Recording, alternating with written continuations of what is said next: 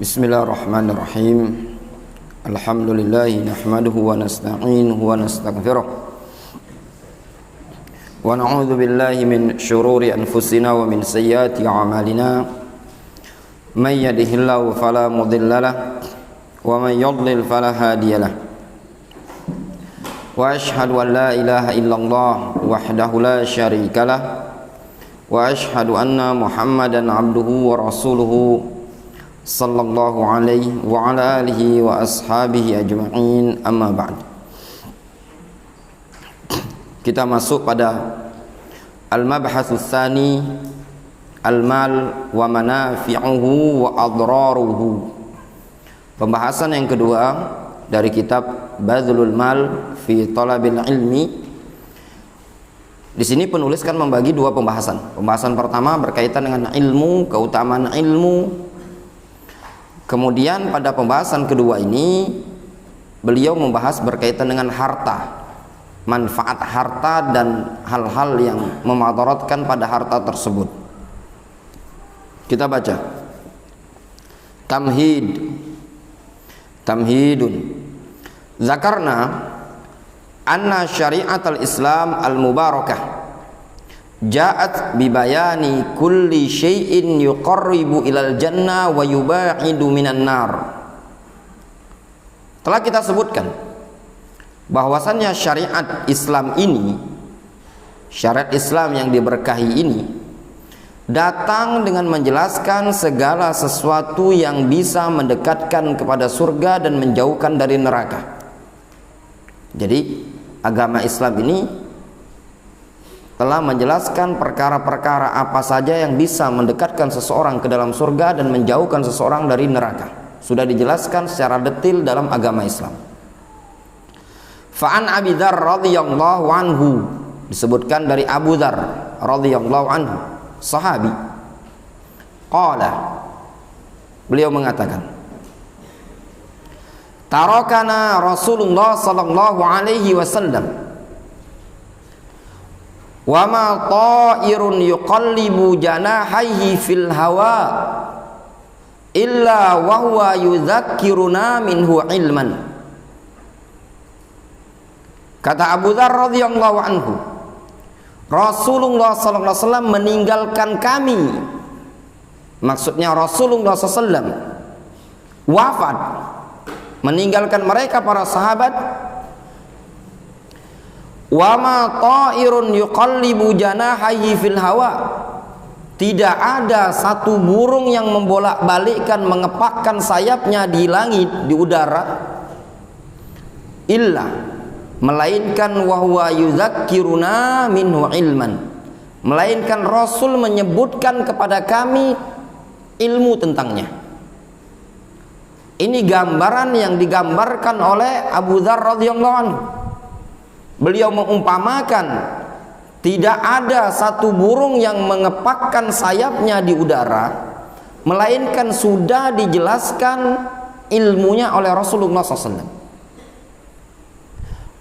Qala faqala sallallahu alaihi wasallam, Abu Dzar radhiyallahu anhu mengatakan, Rasulullah sallallahu alaihi wasallam bersabda, ma baqiya syai'un yuqarribu minal jannah wa yuba'idu minan nar illa wa qad buyyina lakum.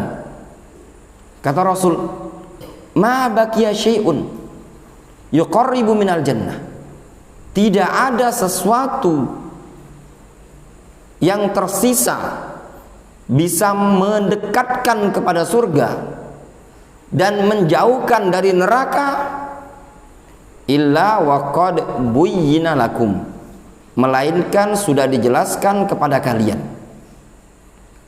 Jelas ini pernyataannya Rasul. Apapun perkara yang ada di tengah-tengah umat, semuanya telah dijelaskan oleh Rasulullah SAW. Baik perkara akidah, perkara ibadah, perkara muamalah, perkara jinayat, seluruh aspek kehidupan, baik yang berkaitan dengan Allah, berkaitan dengan umat manusia, sudah dijelaskan oleh Nabiuna alaihi salatu wassalam. Wa qad ja'atis syari'ah bibayani haqiqatil mal. Sungguh syariat ini telah datang menjelaskan hakikat harta. Al-mal kalau bahasa Indonesianya harta. Wal hikmah min wujudihi. Syariat juga telah menjelaskan hikmah tentang keberadaan harta.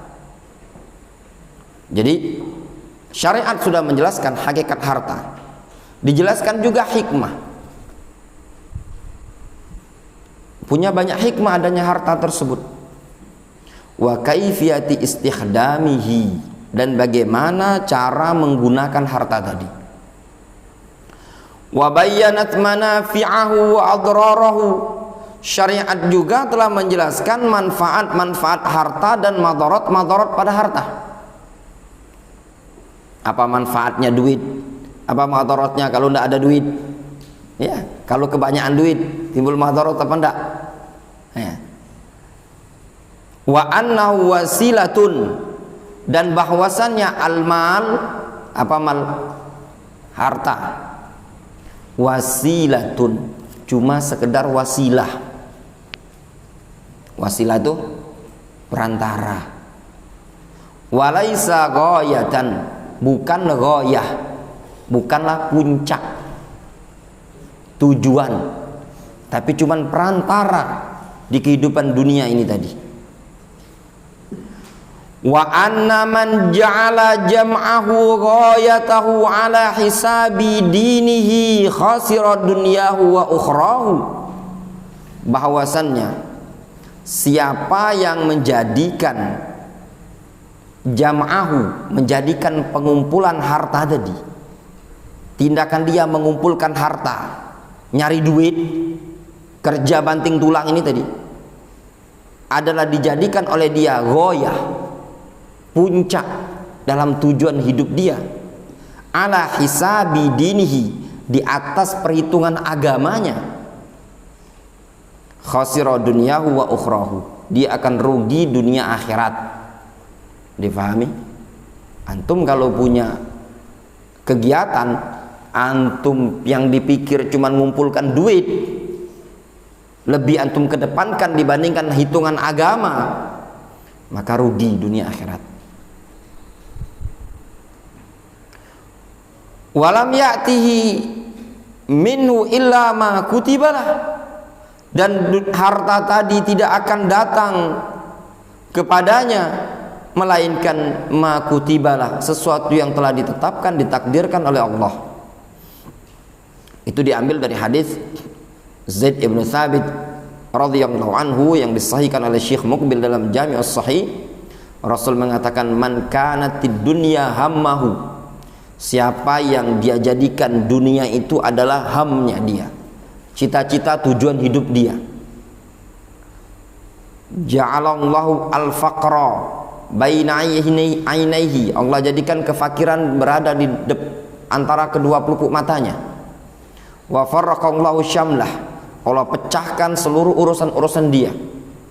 Walam ya'tihi minad dunya illa ma kutibalah, dan tidak akan datang kepada dia bagian dari dunia tadi melainkan apa yang telah ditetapkan untuk dia.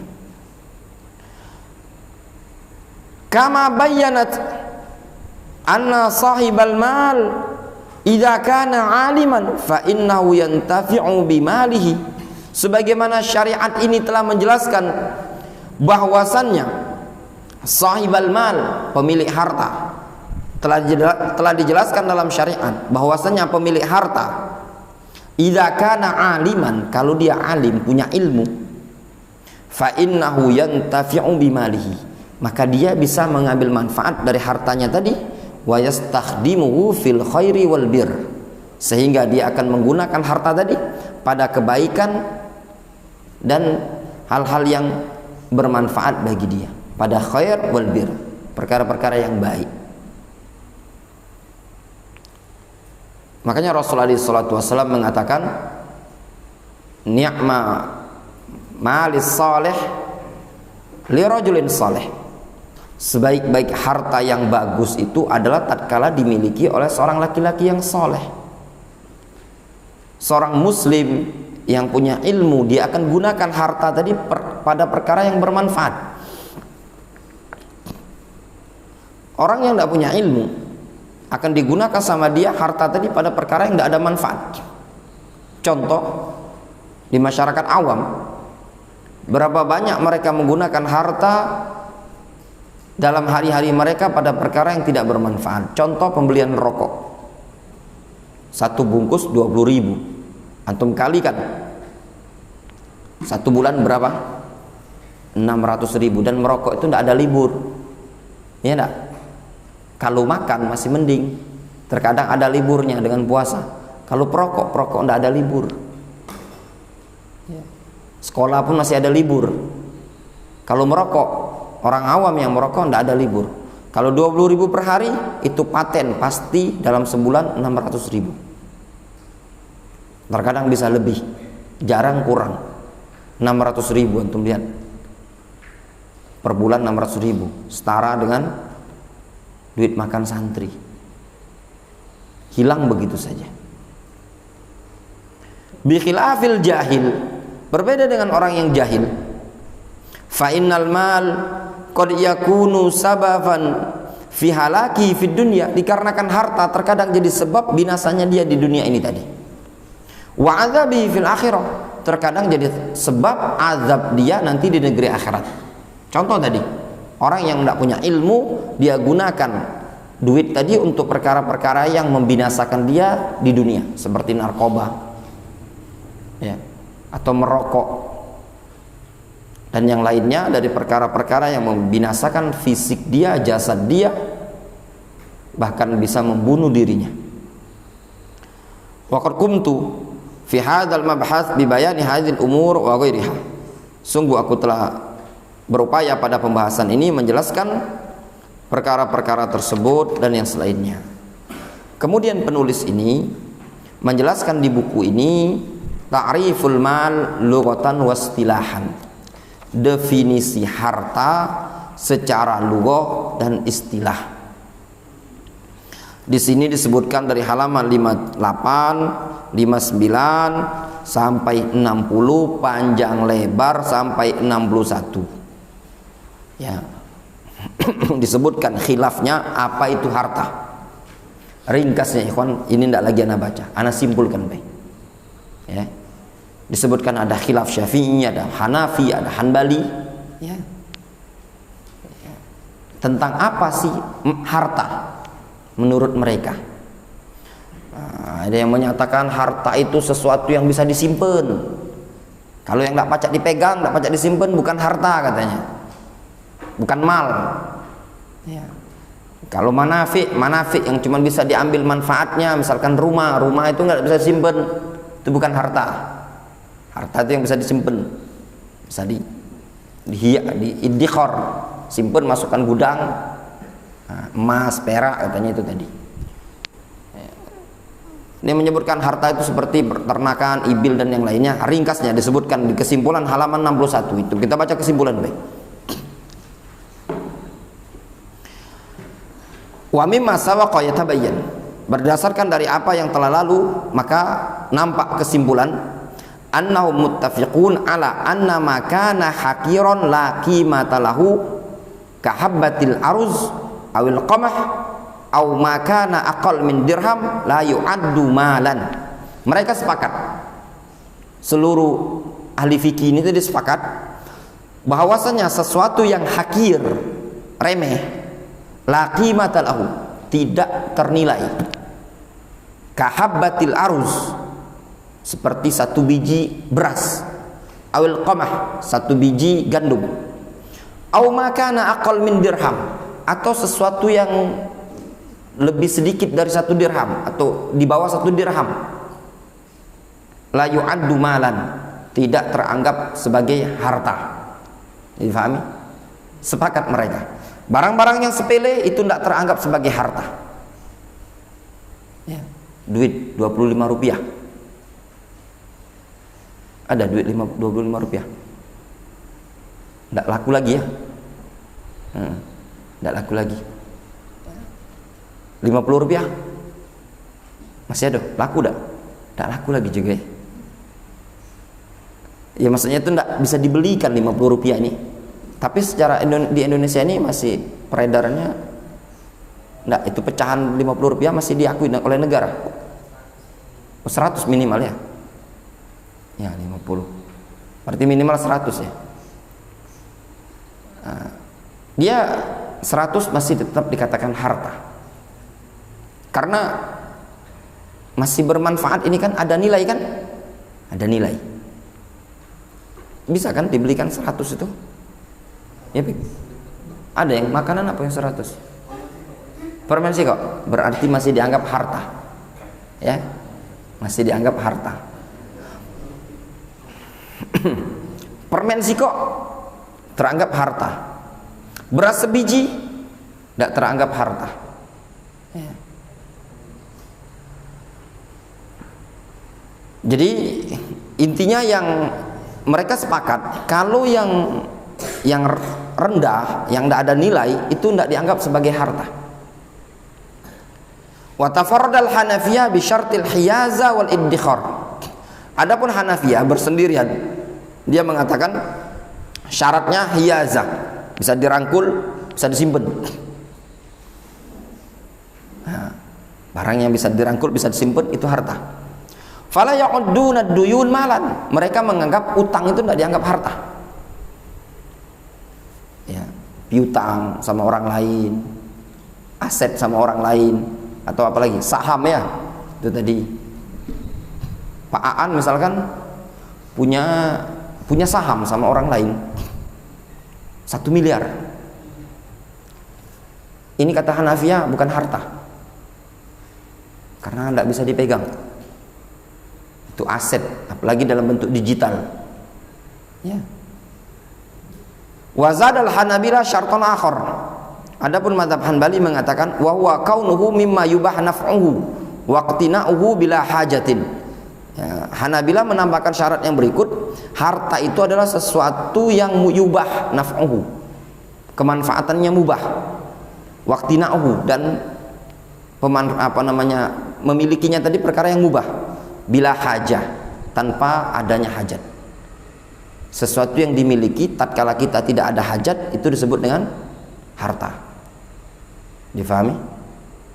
Ini perkara yang mubah, misalkan itu botol, anak tidak terlalu butuh, tapi boleh anak simpen. Ini berarti disebut dengan harta. Itu tadi katanya mereka. Intinya harta itu kesimpulannya adalah perkara-perkara yang bisa dimanfaatkan. Umumnya urufnya kita di Indonesia ini tadi, makanya sebagian mereka para ulama menyebutkan harta itu perkara yang sudah ma'ruf. Sebagian para ulama ketika ditanya tentang harta, ya, disebutkan dalam kitab-kitab lugha, itu dalam halaman 59 disebutkan, di kata penulis buku ini, walidzalika najidu ba'du ashabil ma'ajim al-lughawiyah yaqulun al-mal ma'ruf. Oleh karena itu sebagian penulis kitab kamus-kamus lugha mereka mengatakan al-mal ma'ruf, harta itu sesuatu yang sudah ma'ruf. Ya. Sebagian para ulama zaman dahulu menulis buku dalam masalah harta ini tadi, Kitabul Amwal. Seingat ana Kitabul Amwal di Abi Ubaid Al-Qasim Ibnu Sallam. Ya, Kitabul Amwal di Abi Ubaid Al-Qasim Ibnu Sallam rahimahullah ta'ala.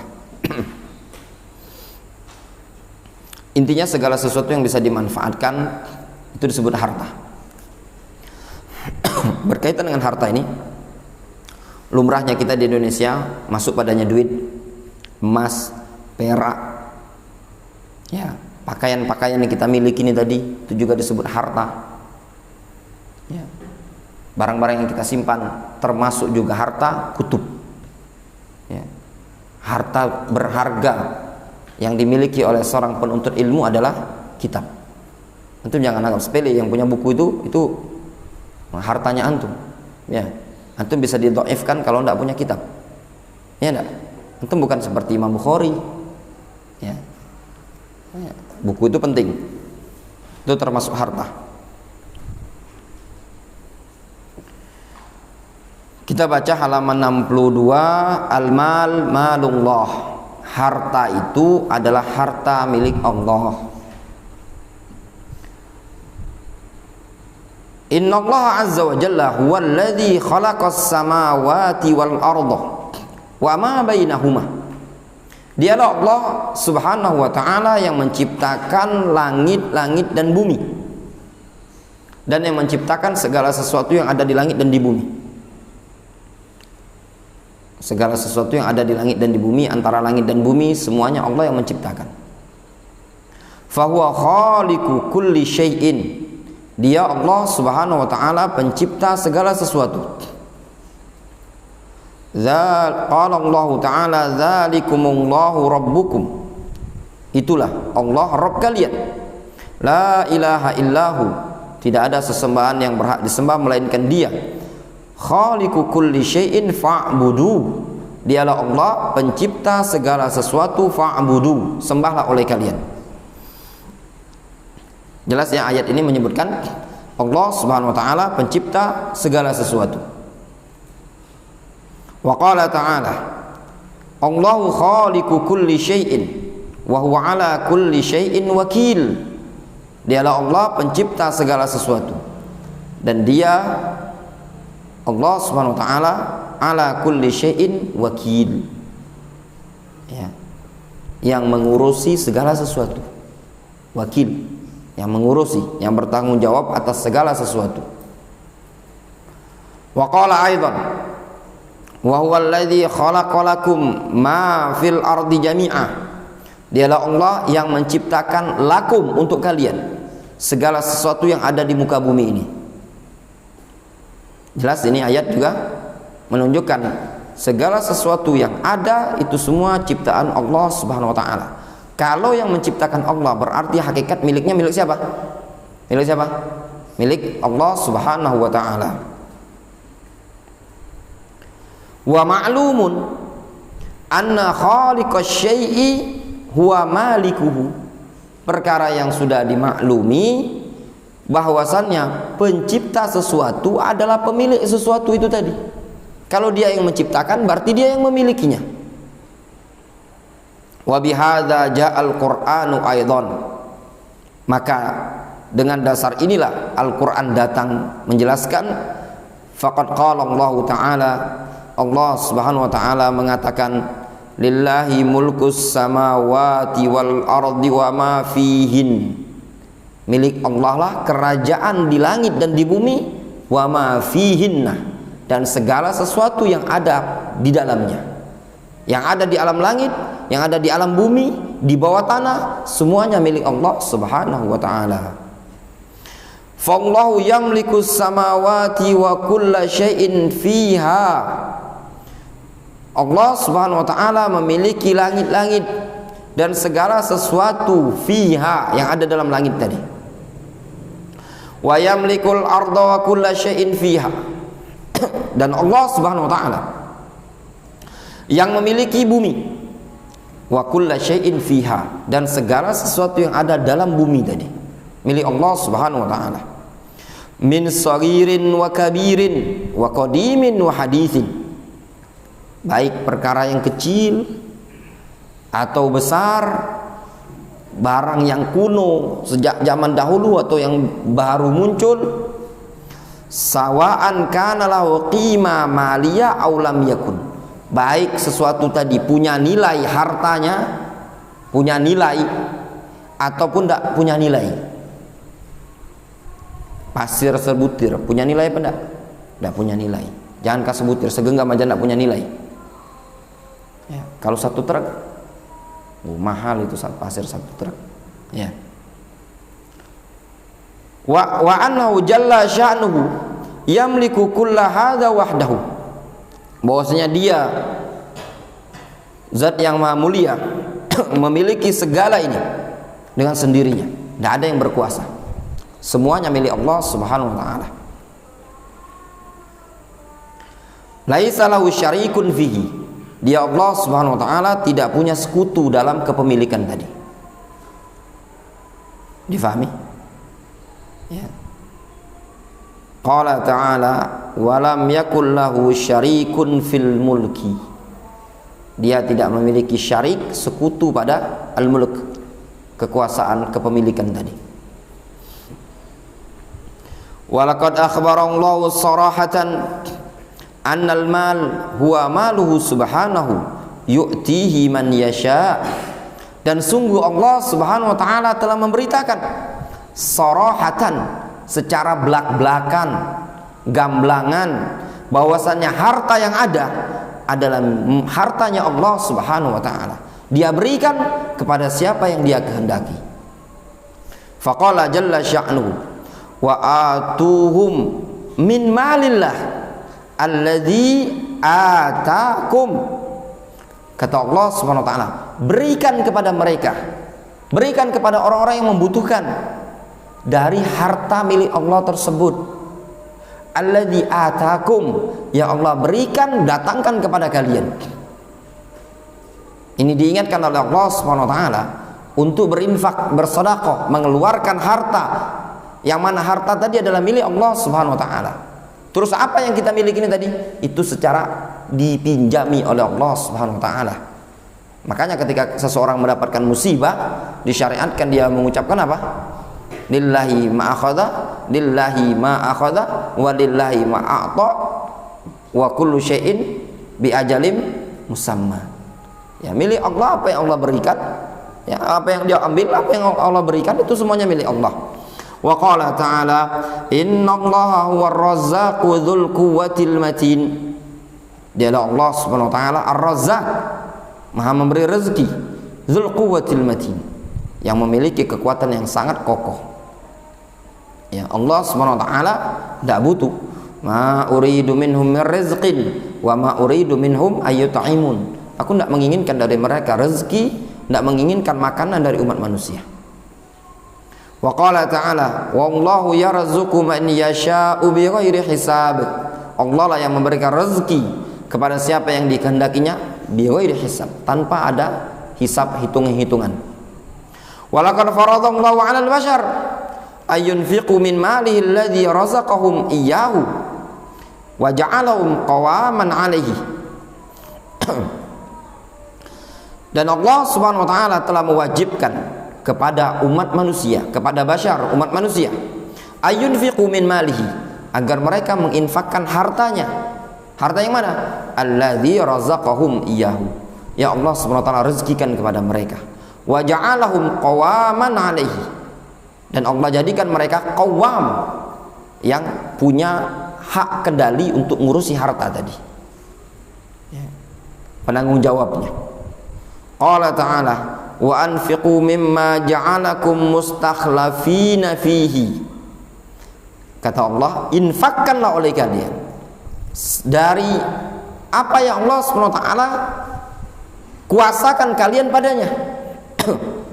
Ini dalil jelas ya, batil, bantahan terhadap pemahaman komunis yang mengatakan bahwasanya harta itu seseorang tidak punya hak untuk hartanya dia, tapi harta itu adalah milik bersama, ishtirakiyah. Ini pemahaman ishtirakiyah, pemahaman batil. Kenapa? Allah SWT telah menetapkan masing-masing orang itu memiliki kepemilikan, walaupun hakikat utama adalah milik Allah SWT. Tapi Allah SWT menyatakan wa ja'alakum, atau mimma ja'alakum mustakhlafina fihi, dari harta yang Allah jadikan untuk kalian mustakhlifin, berkuasa terhadap harta tersebut. Wa ma amarahum ayunfiqu illa dzakkarahum annahum yunfiquna min malihi alladzi atahum. Dan Allah tidaklah memerintahkan umat manusia untuk berinfak, melainkan Allah ingatkan mereka bahwasanya mereka hakikatnya menginfakkan bagian dari harta yang Allah berikan kepada mereka. Ingat ya, kalau kita perhatikan, kebanyakan ayat perintah untuk infak selalu digandengkan atau dibarengi dengan apa? Mimma razaqnakum, dari apa yang kami rezekikan kepada kalian. Qala ta'ala wa anfiqu mimma razaqnakum. Allah Subhanahu wa taala berfirman, infakkanlah oleh kalian dari apa yang kami rezekikan kepada kalian. Supaya umat manusia sadar apa yang dia keluarkan itu sumbernya siapa? Allah Subhanahu wa taala. Ini anak punya duit 50.000, ya, anak kasih nasihin tiap hari 50.000, 50.000, 50.000. Toh kenapa nasihin harus pelit? Toh duit tadi juga anak yang ngasih, ya kan? Hakikatnya juga anak juga silakan asin, antum pakai, antum gunakan kemanfaatan untuk antum. Tapi suatu saat kalau anak ingin ngambil, anak ambil. Kenapa antum pelit sekali? Harta bukan punya antum, ya enggak? Kalau Allah SWT ingin mengambil, kapanpun Allah SWT ambil. Makanya setiap ayat-ayat yang berkaitan dengan infak selalu diingatkan mimma razaqnakum. Wa idza kana al-mal malallah wa huwa ariyatun fi yadil bashar alladzina istakhlafahum alaihi. Apabila harta tersebut adalah harta milik Allah, wa huwa ariyah, yang mana harta tersebut adalah ariyah. Ariyah itu pinjaman, ya, yang ada di tangan umat manusia. Alladzina istakhlafahum alaihi, ya Allah SWT angkat mereka untuk berkuasa pada harta tadi. Falaisa lil bashar ayyata'akharu an infadi amrillahi fi hadzal mal, maka tidak diperbolehkan bagi manusia untuk telat di dalam menunaikan perintah Allah pada urusan harta ini. Fa idza amarahum ayyutu fi atin minan nasi syai'an min hadzal mal fa 'alaihim ayyubadiru bidzalika. Apabila Allah memerintahkan mereka untuk memberi sekelompok orang sedikit dari harta tersebut, maka wajib bagi mereka untuk bergegas dengan hal tersebut. Fama yu'tunahum illa min malillah, maka tidaklah mereka yang mereka berikan kepada umat manusia tadi melainkan hakikatnya berasal dari harta Allah. Wa atuhum min malillahi alladzi atahum, berikan kepada mereka dari harta Allah Subhanahu wa taala tersebut yang Allah Subhanahu wa taala berikan kepada mereka. Amma idhafatul mal lil bashar fi ba'dhin nusus al-Qur'aniyah ka qaulihi ta'ala wala ta'kulu amwalakum bainakum bil batil. Adapun penyandaran penisbatan harta kepada manusia pada sebagian nas-nas Al-Qur'an seperti firman Allah Subhanahu wa taala wala ta'kulu amwalakum bainakum bil batil, janganlah kalian makan harta sesama kalian dengan cara yang batil. Maknanya disebutkan juga disebutkan pada ayat yang lain wa atul yatama amwalahum, berikan harta-harta anak yatim tadi kepada mereka. Wa qauli ta'ala khudh min amwalihim shadaqatan, ambillah harta tersebut dari orang-orang kaya sebagai bentuk zakat.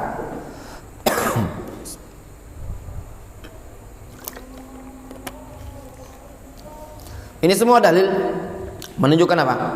Harta itu dinisbatkan kepada manusia. Di sebagian ayat harta dinisbatkan kemana? Ke Allah Subhanahu wa taala, disandarkan kepada Allah. Sebagian ayat disebutkan harta disandarkan kepada manusia. Terus bagaimana ini? Wa ghairiha minal ayat, dan yang selainnya dari ayat-ayat ini tadi. Fala tufidu annal bashar malakul mal. Ini ayat tidak memberikan faedah bahwasanya manusia memiliki harta. Ya. Kita katakan harta hak Allah Subhanahu wa taala, milik Allah. Adapun ayat-ayat ini cuma sekedar apa? Innama tufidu annahum malakul intifa' bihi. Ayat-ayat ini cuma memberikan faedah bahwasanya mereka memiliki hak untuk memanfaatkan. Difahami? Hak cuman untuk memanfaatkan, bukan memiliki secara totalitas.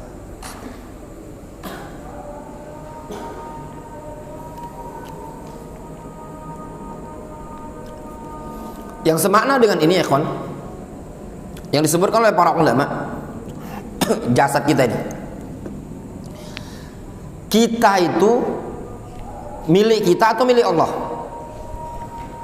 As-shawab dalam masalah ini, badan kita milik Allah Subhanahu wa taala. Terus apa yang kita milikin tadi? Titipan.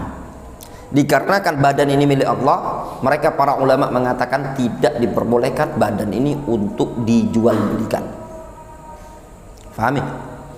Antum lagi buntu, jualan mata sebelah, mata pencarian. Kalau mata badan antum tidak boleh dijual. Kalau mata pencarian masih bisa antum jual, ya, diganti dengan duit. Lapaknya paroni, ya kan? jual baik itu mata pencarian, ganti mata pencarian lain tidak masalah. Kalau badan tidak boleh, ginjal tidak diperbolehkan. Disedekahkan boleh kata para ulama, boleh, tapi dijual tidak boleh karena bukan milik kita. Difahami? Itu khulasoh. Jadi tidak bisa, misalkan, makanya darah itu tidak bisa dijual belikan. Pertama ada larangan jual beli darah, donor darah itu kita jual tidak bisa. Yang kedua bukan milik kita, tapi milik Allah Subhanahu Wa Taala. Jadi dibahas oleh mereka para ulama, gimana dengan permasalahan donor misalkan ginjal. Mereka mengatakan kalau dijual tidak diperbolehkan, tapi kalau tabarruk diperbolehkan. Akar masalah tadi yang Anda sebutkan, apakah yang ada di badan kita ini milik kita ataukah cuma titipan? Hakikat pengkajian para ulama adalah milik Allah Subhanahu wa taala. Makanya dilarang kita untuk menyayat badan, memuslah, menyayat badan kita, mentato dan yang lainnya, karena bukan haknya kita. Jadi harta tadi apa? Bukan milik kita, tapi milik Allah Subhanahu wa taala. Terus kita apa? Harta ini tadi, harta ini cuman hakul intifa, hak untuk memanfaatkan. Difahami? Fal mal malullah. Harta itu adalah hartanya Allah. Wa huwa maliku kulli syai'in. Dia Allah pemilik segala sesuatu. Wa innama sakharahu lil bashar liyantafi'u bihi. Allah tundukkan harta tadi kepada manusia untuk mereka manfaatkan. Seluruh harta yang bisa bermanfaat termasuk hewan ditundukkan oleh Allah Subhanahu wa taala, bisa ditunggangi supaya apa? Bisa dimanfaatkan. Kuda tadi. Fa idza udhifa ilaihim fal idhafatu la yuqsadu minha illa milkul intifa'.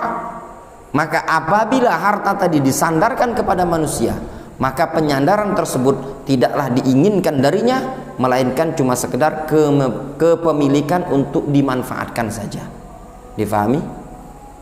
Untuk dimanfaatkan. Apa ya ikhwan buahnya ini tadi? Kalau antum tahu ini harta kepemilikannya cuman untuk dimanfaatkan, sehingga karena bukan milik kita, kita tidak punya hak untuk kebebas dalam menggunakan tadi. Makanya nanti akan ditanyakan oleh Allah Subhanahu wa taala berkaitan dengan harta, min aina tasabahu wa fima anfaqahu. Karena bukan milik kita. Difahami? Ana titipi antum nasihin ini harta. Ini kan bukan milik antum. Ana punya hak untuk bertanya sama antum, antum apain saja ini duit? Karena kan titipan, ana titipkan ke sama antum. Difahami? Seperti itulah Allah Subhanahu wa taala punya hak untuk bertanya nanti di hari kiamat berkaitan dengan harta yang kita miliki. Karena bukan punya kita, punya Allah Subhanahu wa taala. Difahami? Wa khulasatul amri annama fi yadil bashar min malin ala ikhtilafi anwa'ihi wa ashkalihi wa maqadirihi wa ma yuntiju hadzal mal min amwalin innama huwa jami'an malullah. Kesimpulan perkaranya bahwasanya segala sesuatu yang ada di tangan manusia berupa harta dengan berbagai macam jenisnya, berbagai macam bentuknya dan ukurannya, dan segala sesuatu yang dikembangkan, dimunculkan oleh harta ini dari sekian banyak harta, itu semua malullah, adalah harta milik Allah.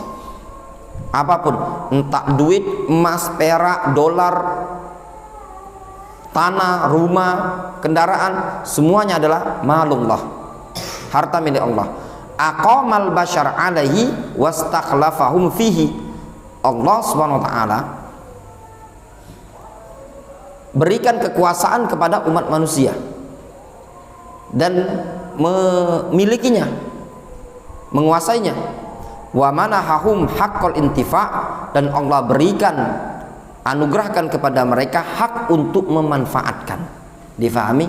Kalau bahasa apa namanya, hak guna bangun ya, hak guna bangun. Ya Pak, benar. Punya tanah negara tuh ya cuman manfaatkan baik kan. Nah, kalau istilahnya kalau di negara ini kalau ada lahan, pemerintah ngizinkan untuk dimanfaatkan, hak guna bangun. Seperti Batam itu katanya tidak boleh benar Pak aneh, kalau Batam itu katanya tidak boleh dimiliki. Informasinya gitu. Pulau Batam itu boleh manfaatkan tapi tidak boleh dimiliki secara sertifikat. Ya.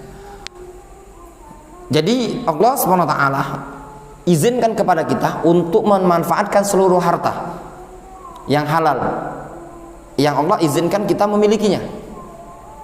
Namun kepemilikan tetap milik Allah SWT, kita cuman izin memanfaatkan. Bukti yang nyata bukan miliknya antum, tapi milik Allah Subhanahu wa taala. Siapa sih yang mau kehilangan duit? Antum galak nasin hilang duit 1 juta? Gak ada? Nggak galak kan? Nggak ada orang yang pengen. Jangan ke 1 juta, 100.000 pun nggak galak hilang duit di jalan. Tapi karena Allah SWT berkehendak, itu adalah harta milik Allah SWT, bisa hilang. Wallahu ta'ala nusab. Antum azan dulu.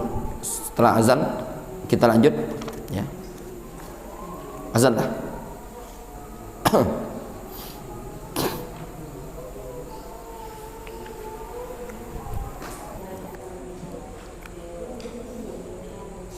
Bismillahirrahmanirrahim.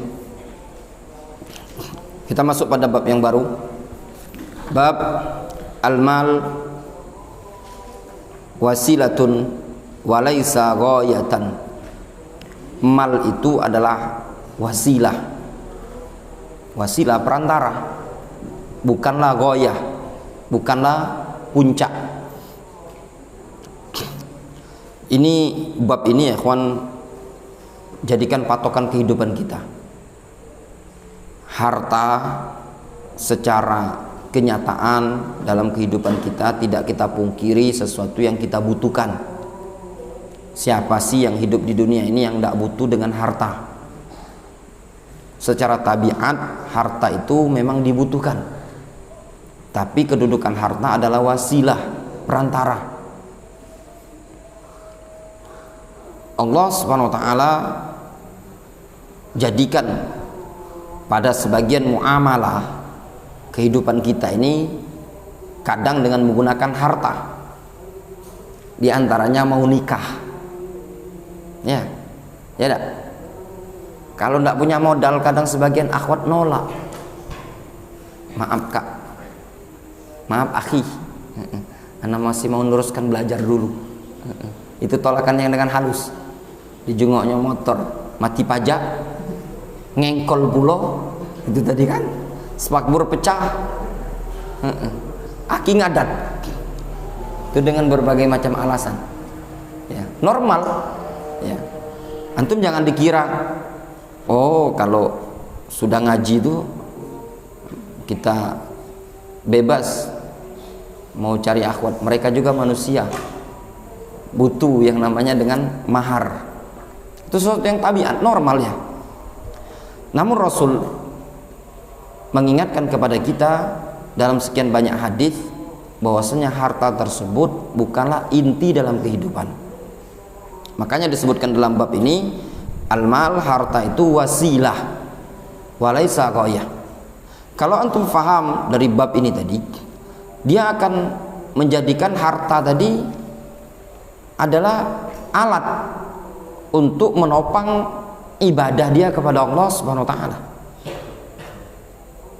Kalau kehidupan dia yang dipikir sama dia cuman nyari duit terus tanpa ada ibadah kepada Allah Subhanahu wa taala sampai meninggalkan ibadah. Sebagian orang tuh sampai tidak sholat sama sekali. Tidak sholat sama sekali. Zuhur lewat, asar lewat, maghrib lewat, dalam rangka apa? Mengumpulkan harta. Seperti ini orang yang diperbudak oleh harta. Di sini disebutkan an Abi Waqid Al-Laitsi radhiyallahu anhu, dari Abu Waqid Al-Laitsi radhiyallahu anhu qala kunna na'tin nabiyya sallallahu alaihi wasallam idza unzila alaihi. Dulu kami mendatangi Nabi sallallahu alaihi wasallam apabila diturunkan kepada beliau ada suatu ayat atau suatu surat. Fayuhadditsuna, maka tatkala diturunkan wahyu kepada Rasul, Rasul menyampaikan kepada kami. Faqala lana dzata yaumin, suatu hari Rasul pernah mengatakan kepada kami, innallaha qala, Allah Subhanahu wa taala menyatakan, inna anzalnal mal liiqamis shalah, kami menurunkan harta untuk menegakkan salat. Maksudnya apa?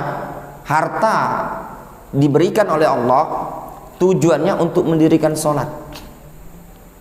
Banyak manfaat harta yang berkaitan dengan salat.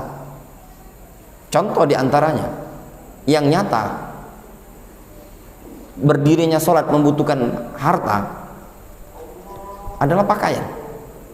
Syarat sahnya salat apalah dengan menutup aurat, pakaian. Butuh kan? Wa itaiz zakah, kami turunkan harta dalam rangka penunaian zakat. Kemudian Rasul mengatakan dalam hadis qudsi ini tadi, walau kana li bani Adam wadin, kalau seandainya Bani Adam itu punya satu lembah. Dalam ayat yang lain atau dalam hadis yang lain, min zahabin, berupa emas, la ahabba ayyakuna ilaihi sanin, niscaya dia suka untuk mencari yang kedua. Dan itu nyata ya kawan. Orang kalau punya separuh, dia akan cari penggenapnya. Kalau sudah genap, cari lagi tambahan terus. Begitulah kondisi harta tadi ya, nyari terus. Walau kana lahu wadiyani, kalau seandainya kata Rasul dia punya dua lembah, la ahabba ayyakuna ilaihima salisun, dia niscaya sangat suka untuk tambah kedua tadi menjadi 3. Wala yamla'u jawfa bani Adam illa turab, dan tidak ada yang memenuhi rongga mulutnya ibnu Adam illa turab, melainkan tanah. Maksudnya apa? Tidak akan puas dia seperti itu, melainkan sampai kapan? Sampai zurtumul maqabir, sampai kalian masuk liang kuburan. Tsumma yatubullahu ala man tab, kemudian Allah mengampuni orang yang mau bertaubat. Gitulah kondisi umat manusia. Ay anna Allah subhanahu wa ta'ala anzalal mal wa aujadahu, maknanya Allah subhanahu wa ta'ala yang menurunkan harta dan yang menciptakan harta. Wa ja'alahu baina aidi bani Adam, Allah jadikan harta berada di tangannya Bani Adam. Liyuqimu bihi sya'irad din, supaya mereka dengan harta tadi menegakkan syiar-syiar agama. Wa yudhiru ma'alim syar'i min salatin wa zakatin wa hajjin, dan supaya mereka menampakkan pilar-pilar syariat ini tadi, baik berupa salat, zakat dan haji. Semuanya butuh harta. Mendirikan masjid butuh harta Pak, butuh harta. Ya. Itu bahan bangunan dibeli, butuh dengan harta. Salat, menutup aurat, pakaian butuh dengan harta, butuh dengan harta. Pakaian harus dibeli dengan duit. Zakat juga yang dikeluarkan adalah harta. Wahaj, haji butuh apa enggak? Butuh ya, apalagi di zaman sekarang, naik pesawat lah, bayar beli visa dan yang lainnya. Wa talabin lil ilmi, menuntut ilmu butuh ya, butuh. Siapa bilang enggak butuh harta? Wa ghairi dzalik, dan yang selain itu ya. Kalaupun ada sekolah gratis, ya gratis kadang SPP-nya, makan gratis, sama di Yaman juga gratis itu. Kita tidak bayar SPP, kita tidak bayar makan, tapi makan ala Yaman. Siang nasi putih campur kentang, nasi putih ada kuah-kuah air sedikit, kentang terus tiap hari. Sampai kapan? Sampai balik ke Indonesia Jumat paling antum dapat. Kira-kira makan seperti itu ada protein tidak? Jangan antum tanya. Antum kalau yang tadi cerita Ustadz Harun tadi, menunya beragam yang di Jamiah Islamiyah, antum akan temukan menu di Yaman yang mabni, bukan mu'rab. Kalau di Jamiah Islamiyah tadi yang kisahnya tadi mutanawi'ah, beragam, itu kalau di Yaman mabni. Kalau di zaman anak dulu Ustaz Abu Jarir paling Ahad ada ayam. Zaman antum Jumat kan, sampai Jumat kan paling Jumat. Nggak tahu kalau zaman antum, mungkin kalau ayam utuh. Kalau zaman anak dulu dapat sikok paha berbagi yang 10 senampan itu tadi, ya enggak?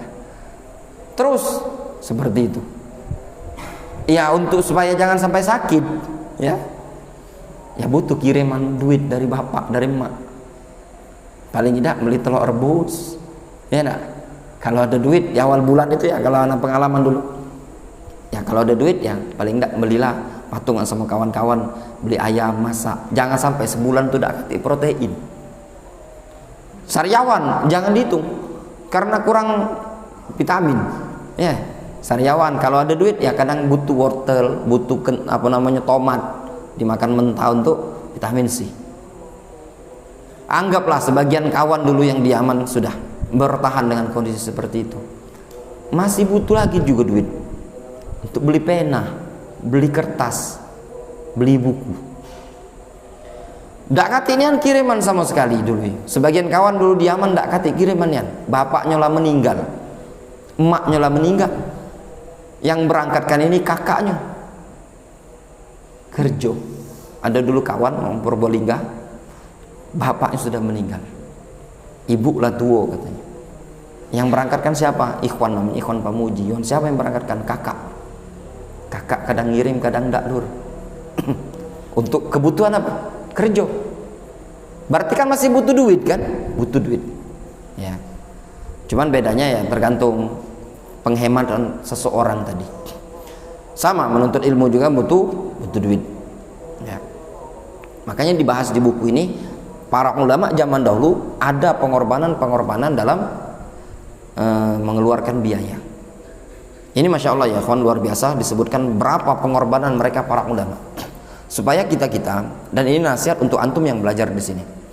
Kalau seandainya antum tidak dapat kiriman, ya, tidak ada biaya dari orang tua, ya, antum gimana lah caranya antum supaya kebutuhan antum terpenuhi. Ima Ustadz, izin Ustadz, anak-anak jual gorengan, ya enggak, sore misalkan nasin, afwan Ustadz, nampaknya kalau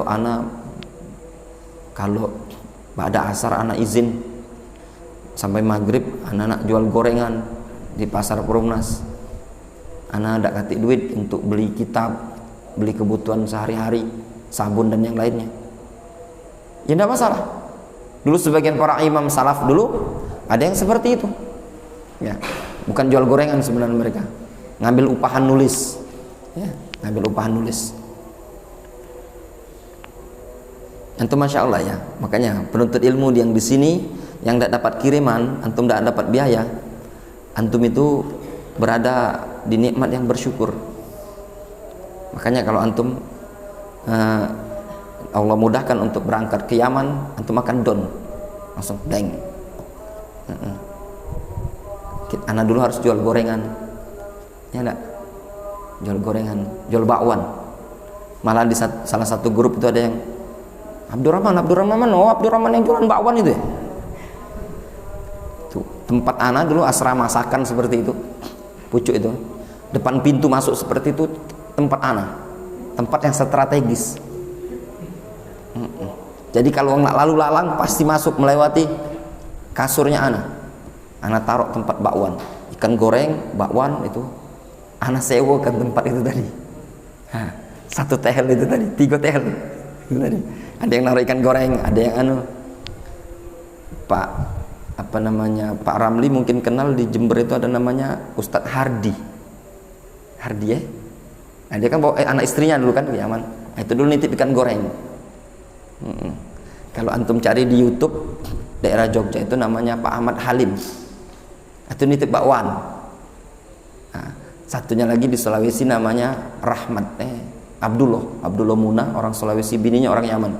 Entah anak kurang tahu di mana posisinya Sulawesi, dan nitip bakwan.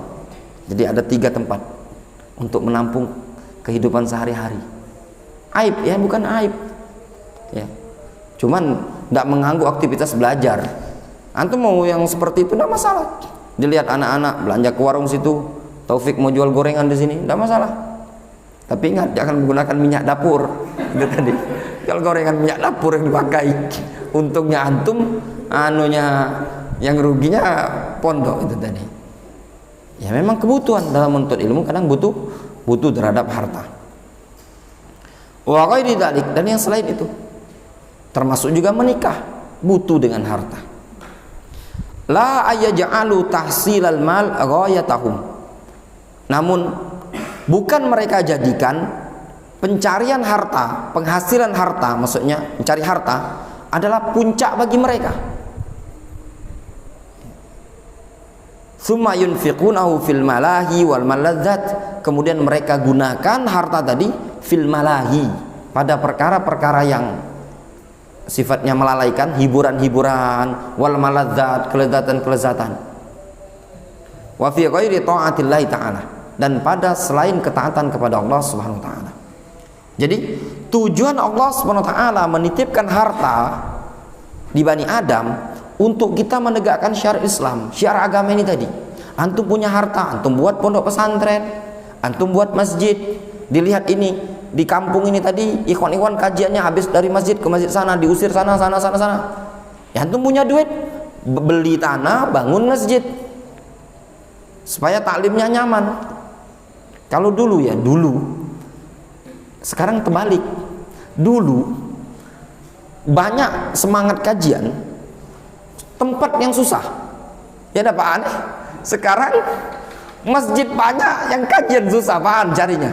Antum ingat Al-Fatah? Kita ada masjid di Al-Fatah, yang mendatangkan uang susah. Ya enggak? Sekarang ini Palembang ini, untuk wilayah Palembang ini udah terkepung dengan masjid. Ngumpulkan uang di masjid lah susah. Itulah zaman ya.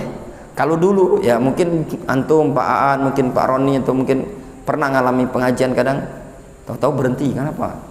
Tak boleh lagi, DKM-nya tidak izinkan.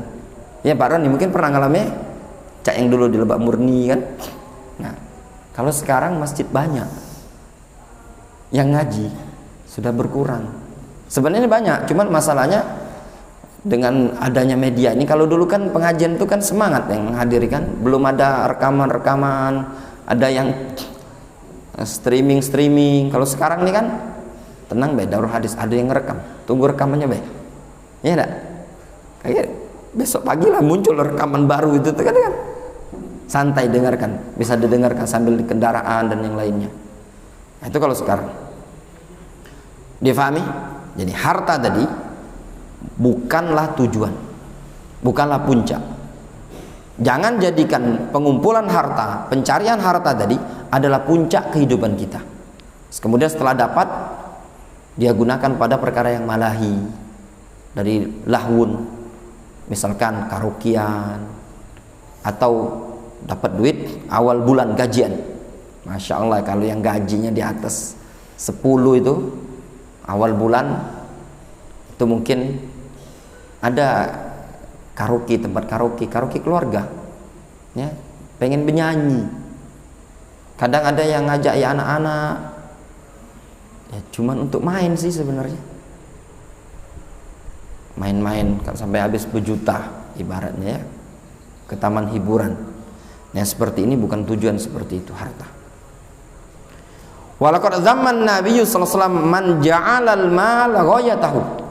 Sungguh Nabi sallallahu alaihi wasallam telah mencela orang yang telah menjadikan harta itu sebagai ghayahnya dia, puncak kehidupan dia. Faqal, Rasul mengatakan, ta'isa abdud dinar. Ta'isa itu doa keburukan atau khobar, maknanya celakalah.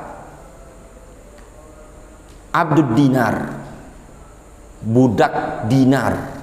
Wa abdud dirham, budaknya dirham.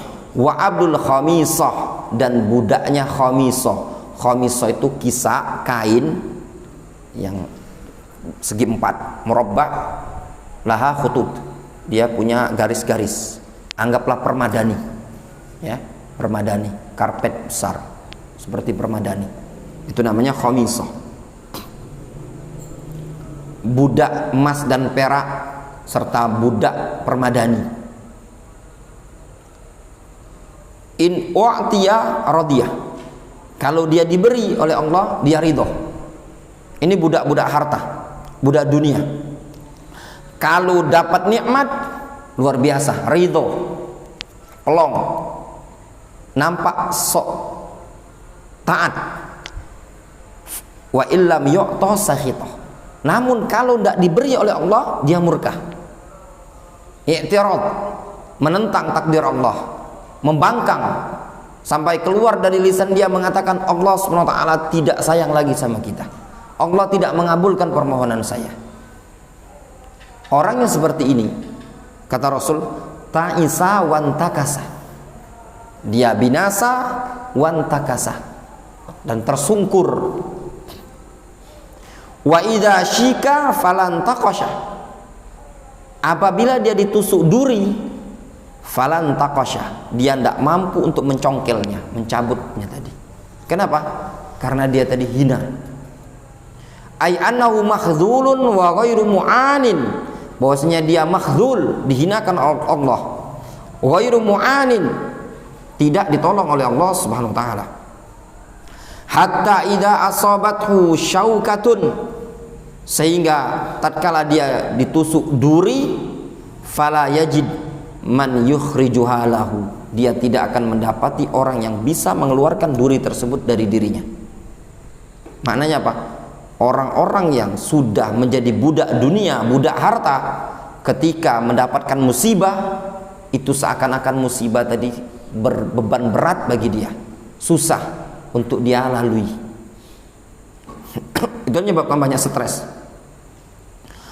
Wa ma ajmalah ma qalahu sallallahu alaihi wasallam fi haqqil mal wa wad'ihi fi mahallihi. Alangkah indahnya apa yang dinyatakan oleh Rasulullah sallallahu alaihi wasallam tentang hak harta dan menempatkannya pada tempatnya. Fa'an Hakim ibn Hizam, dari Hakim ibn Hizam radhiyallahu anhu, qala, Rasul mengatakan, atau Hakim bin Hizam mengatakan, sa'altun nabiyya sallallahu alaihi wasallam, aku pernah meminta kepada Nabi sallallahu alaihi wasallam, fa'atani, kemudian Rasul ngasih aku.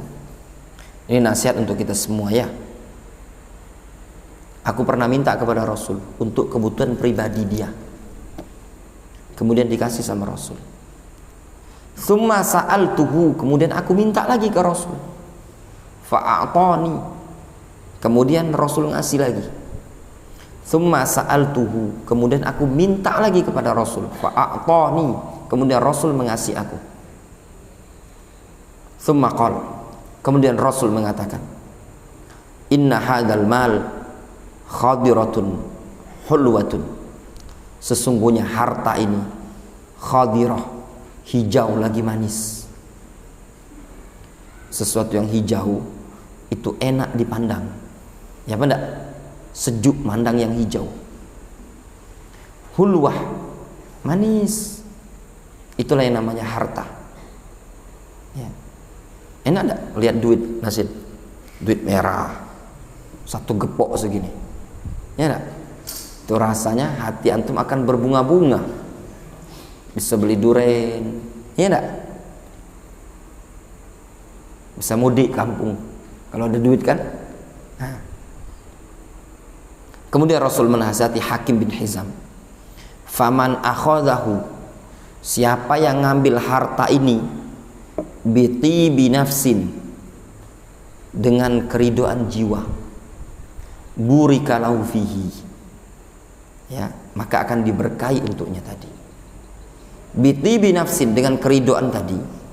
Maksudnya dengan tanpa dia minta-minta, ngarep-ngarep, dikasih oleh orang tersebut, maka dia akan diberkahi. Difahami? Lagi duduk-duduk, ini Ustadz Sarip, duit 50.000, untuk apa? Bebas, terserah, ikhlas ana. Antum nggak minta, maka akan diberkahi tadi. Waman akhadahu, siapa yang mengambil harta ini, bi isyrafi nafsin. Makna isyrafi nafsin maknanya bilhah, dengan meles-meles, ya, ngarep-ngarep. Tolonglah Om, Pak Yai, kasih duitnya Om, belum makan. Dan dijuk 2.000. Kaget, minta lagi dia ke yang lain. Kaget, minta lagi. Terus kalau sebagian yang minta-minta itu tadi, ayolah Pak, ayolah Pak, tak dikasih ngatoi. Alang kepelit, oh cuma 2.000 bay. Ini tadi kan biilhah, lam yubarak lahu fihi, maka tidak akan diberkahi pada harta tersebut. Wa kana kalladzi ya'kul wa la yashba'. Orang yang minta-minta tadi, ngambil harta dengan cara minta-minta, ilhah, ngemis itu tadi, seperti orang yang makan dan tidak pernah kenyang. Dan nyata memang benar sabda Rasul, orang yang ilhah, minta-minta, ngemis tuh tak akan pernah puas. Ya. Wal yadul ulya khairun minal yadis suflah. Tangan di atas itu jauh lebih baik dibandingkan tangan di bawah. Maksudnya memberi jauh lebih baik dibandingkan meminta. Ya. Ini hadis larangan mengemis, ya, mengemis untuk kebutuhan pribadi dalam rangka takatsuron, memperbanyak harta. Orang yang ngemis itu dalam rangka apa? Memperkaya diri. Kalau cuma sekedar untuk makan, ya, kadang ya cukuplah dikasih duit 10 mobil kali 2.000, 20.000 kan, nasi sebungkus sama baju minum sebotol dapat, jadilah istirahat. Ini ndak muter dari lampu merah situ, nyebrang lagi lampu merah sini, muter lagi. Itu pengemis jangan antum anggap remeh. Kalau satu lampu merah 10 mobil ngasih 2.000, 20.000 kali kalau lampu merah itu tuh, dari jam berapa misalkan, dari jam 8 pagi sampai zuhur, antum kalikan satu lampu merah berhenti merah itu tadi, dapat dia cuman 10.000 be sekali lampu merah. Kalikan dari jam 8 pagi sampai zuhur tadi, berapa lampu merah? Kalau lampu merahnya sampai 20 kali, 20 kali dikali 10.000, 200, sebulan bisa dapat 6 juta. Ya, makanya wajar kalau sebagian pengemis itu ada yang di kampung dia punya rumah mewah dan yang lainnya tadi. Ya memang seperti itu tadi. Ya.